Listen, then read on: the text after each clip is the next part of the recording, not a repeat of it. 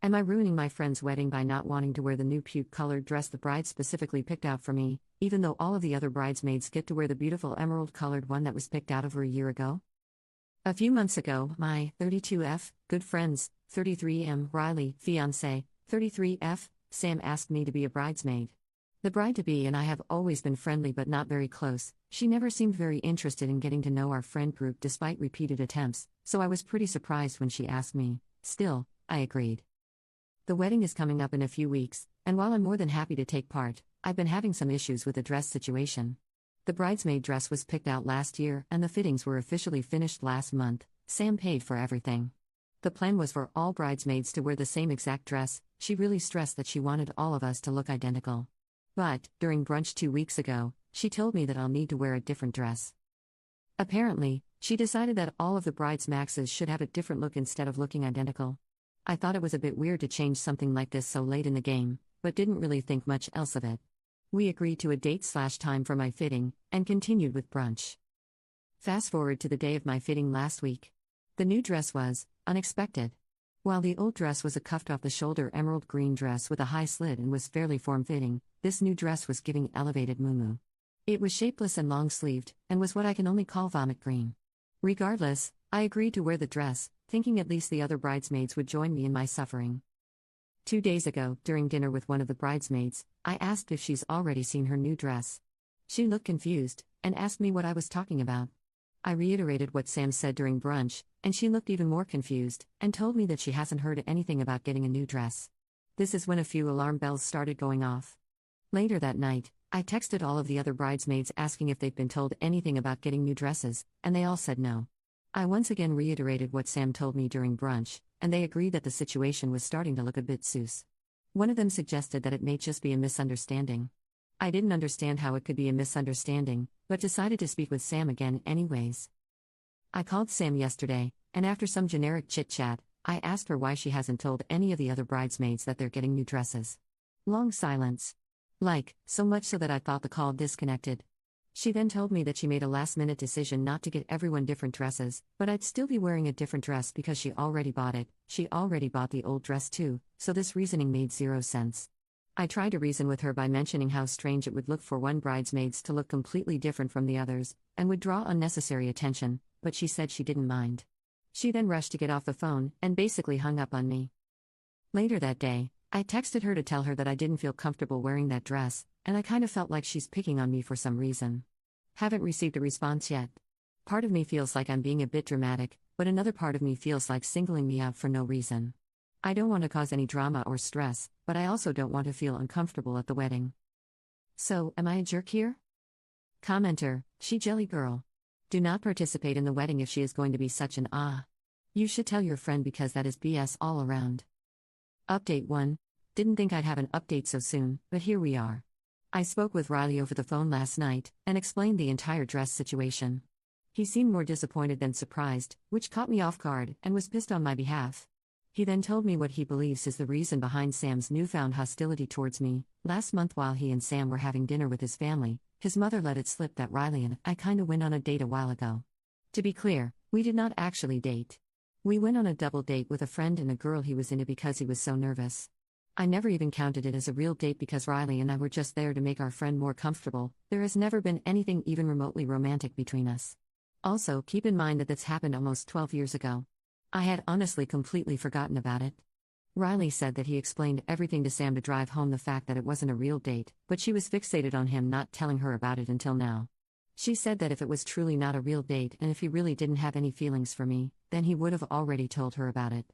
Things were tense for a few days, but they later apologized to each other, him for not saying anything and her for overreacting, so he thought that the issue was resolved.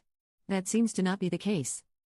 Anywho, Riley plans on speaking with her tonight, so we'll see what comes of that. Regardless, I don't think it makes sense for me to continue to be a bridesmaid, even if I'm allowed to wear the original dress. Hoping everything works out. Commenter, wow. That is super unhinged. It's a huge red flag. I agree that you probably should step out of the wedding party. Commenter 2. Well, it seems he has bigger issues to resolve now than handling the dress situation. He's marrying the mental one. That girl is unhinged, getting mad at something that wasn't even a date that happened 12 years ago. I would say, if this wedding happens, just go as a guest. Update 2. I have another quick update. Things don't seem to be going well. This afternoon, Riley asked me if he could stay at my place for a few days, until he has to travel for work later this week. Of course I said yes, but asked why he wants to stay with me. He literally lives 30 minutes away. He said that he doesn't want to talk about it right now, so I backed off. He's currently holed up in one of my guest rooms, and hasn't come out in hours. I am worried. Commenter, he's seeing his GF for who she really is. Also, have you considered that Riley may have always had feelings for you, and that's what's making her so mad? I'm sure someone already mentioned this in the comments on the other update, but I am playing catch up. Commenter 2, this is a Sam problem. Not a you problem. Riley should know who he is marrying. Some people are just jealous of everything. But you occupy a lot of rent-free space in Sam's mind. Because she is a jellyfish. Update 3. This afternoon, while Riley and I were at work, I received a call from the security desk of my residential community. Someone was there, claiming that they're my guest, but they didn't have a code and their name wasn't on the visitors list. It was Sam. I told security to deny her entry, which they did. Not even a minute later, Sam called me, but I didn't pick up. She called me thrice before I put my phone on Do Not Disturb, and then 4 more times after I did. She then sent a text saying you were causing misunderstandings. You need to send him back today. I'm home, but Riley is still at work. Haven't told him anything yet, don't want to stress him out while he's working, but will after he returns to my place. Also, haven't tried to contact Sam, and I don't plan on doing so anytime soon. Really don't foresee any convos between us going well right now. Random kind of funny thing to note, since yesterday, Sam has been removing me from the bridesmaid group chat, but the other bridesmaids keep re-adding me after noticing that I'm missing. This has happened 5 times. Commenter, how is Op causing misunderstandings? Sam has done all of this on her own.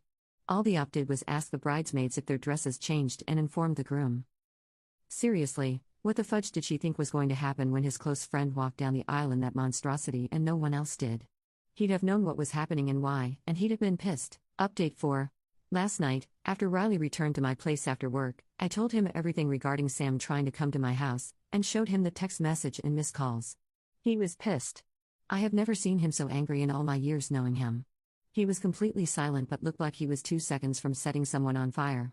After letting him cool down for a bit, I asked him if he wanted to talk. He did. He told me that they always seem to argue about the same things.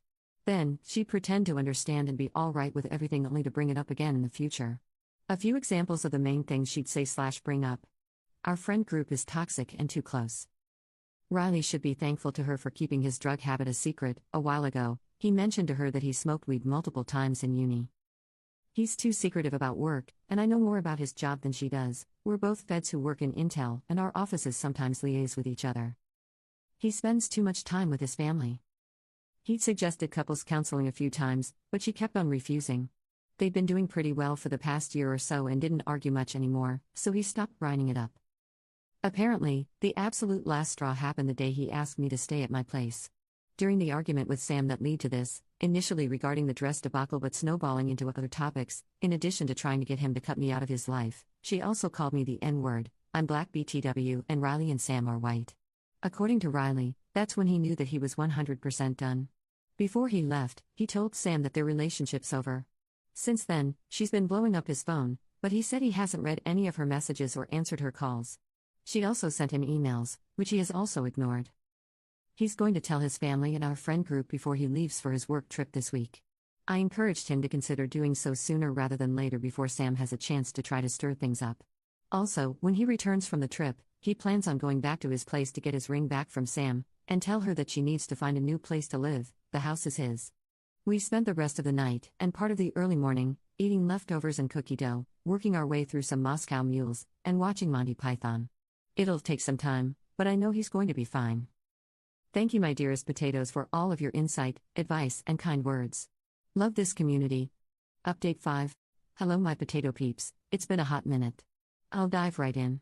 Apologies if this is scatterbrained. I've been stuck at an airport for 35 hours and haven't slept at all.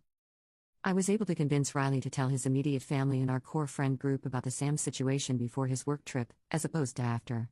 Specifically, he told them that he and Sam are broken up and there won't be a wedding, that they broke up on bad terms, and that everyone should take anything Sam may tell them with a grain of salt. He wasn't ready to tell them absolutely everything, just the important bits. Everyone was shocked, except for Riley's mom. More on that later. I was also able to convince Riley to not let Sam stay in his home while he was on his work trip. Before he left, took the ring back, had her pack enough items to last her for the duration of his trip, and told her she could get the rest of her things after the trip. His mother was there with him when he told this to Sam just in case it went down, but Sam took it surprisingly, suspiciously, well. No one really trusted her calm reaction, so Riley had all of the locks changed before his trip. Not even 12 hours after Riley left, Sam started blowing up my email. I blocked her number, which I guess she realized. Within the span of 24 hours, she sent me exactly 33 emails. Most were about me being evil, a cunt, a slut, low class, and a homewrecker. Some included pics of me and Riley, with varying captions like "should have known you wanted him all along," "I can tell you've always wanted to screw him," etc., and a few of them were just her begging me to let her have Riley back. Felt like I was getting whiplash. I didn't block her because honestly I was curious about how much Should would incriminate herself. She ended up sending me a total of about 60 emails. Fast forward to a few days before Riley returned from his trip. I was having lunch with his mom, and the topic of Sam came up. Potatoes, remember when I said that Riley's mother wasn't surprised when he told her about the Sam situation? That's because she wasn't. Apparently, she's always felt that something was kinda amiss with Sam, but she never really had anything concrete to tell anyone about and didn't want to seem dramatic, especially because Riley is aware that his mom and Sam never really clicked. Few things she brought up. On multiple occasions, she noticed Sam giving me dirty looks for seemingly no reason. Sam would sometimes try to change the subject when I was mentioned, and has jokingly mentioned that she hopes I start dating someone soon so she could spend more time with Riley. Sam has made some offhand comments that maybe weren't explicitly racist, but rubbed people the wrong way. For example, she mentioned not wanting to get food poisoning from eating at ethnic restaurants. At this point, I was wondering how I never noticed anything. The next day, as I was leaving work, one of the security guards on the base told me that he turned away a car that morning that was trying to get on base because the driver had none of the required credentials, and refused to go to the visitor center. The driver asked for me by name, and refused to move until she was threatened with detainment. It was Sam. At this point, I was done. I spoke with my security POC that same day, and reported her. A report was filed, and I took that report to Sam's work, and gave it to HR. The following day, I got another angry email from Sam telling me that, because of me, her upcoming promotion had been put on hold. I slept extra peacefully that night. Fast forward to the day Riley returned, the first thing he said as soon as he walked through the door was that he may need a lawyer soon. He told me that a friend of Sam had informed him that Sam is trying to figure out how to file a marriage certificate without Riley knowing. Apparently, she thought she could just forge Riley's signature as well as the officiant's signature, and then file it at the circuit court. I'm pretty sure that's not even possible. What the actual fudge? After that, a few things happened in rapid succession. Riley retained a lawyer, who sent a letter to Sam informing her that what she tried to do was illegal, and legal action would be taken against her if she tried to file the marriage certificate. Sam refused to retrieve the rest of her things until Riley threatened to give everything away. She eventually took all of her stuff, as well as some things that weren't hers, mostly some random framed pictures. Riley has since got them back. Our entire friend group and Riley's family have blocked Sam on everything.